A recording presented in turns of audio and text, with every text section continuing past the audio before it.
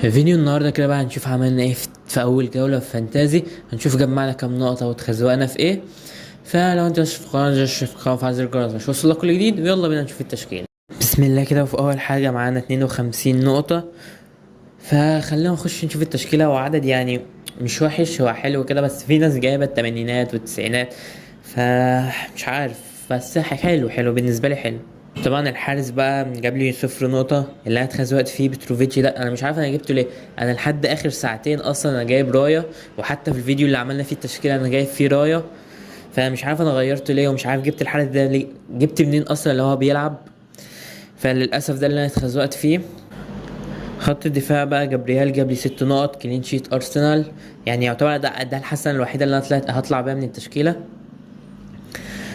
كونسا جاب لي نقطتين، دخل فيهم جون من وست هام للأسف يعني. بيرن 5 نقط، واندرسون جاب لي 0.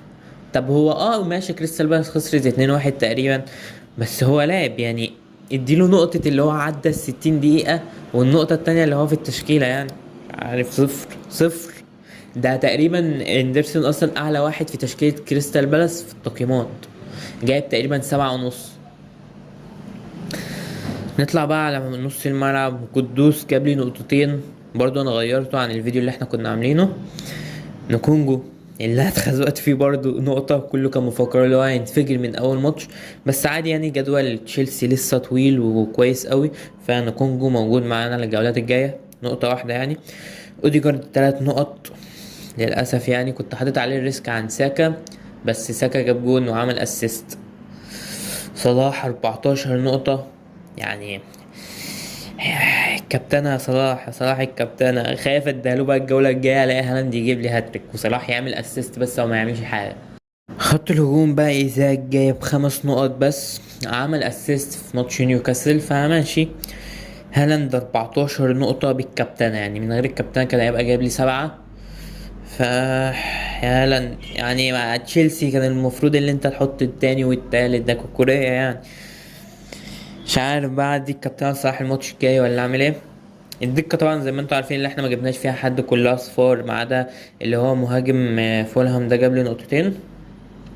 فخلونا كده نخش على تشكيلة الاول على العالم ونشوفه. هو جايب 122 نقطة. في حراسة المرمى بوب جايب له 9 نقط. بيرن جايب له 5. زينشينكو جاب له 6. الكسندر جاب له 8.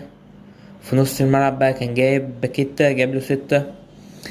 ساكا 12. من بومو 9. دياجو جوتا 8. وصلاح بالكابتنة 28. والله يا جدعان يعني ماشي. هافريتس 12 جون واسيست، وإيزاك ب5 نقط. وعنده الدكة يعني فيلكن ده جاب له 4. وود 9 ونقطة وصفر. فبس دي كانت التشكيلة بتاعتنا في فانتازي. جبنا 52 نقطة في أول جولة. مستني نصيحتكم في الكومنتات، أبيع مين ولا أجيب مين. أنا كده كده يعني أنا بعت الحارس وجبت راية يعني الجولات بقى الجاية. فبس كده، لو انت مش في القناة تشوف القناة فعل زر الجرس توصل لك كل جديد. وبس كده.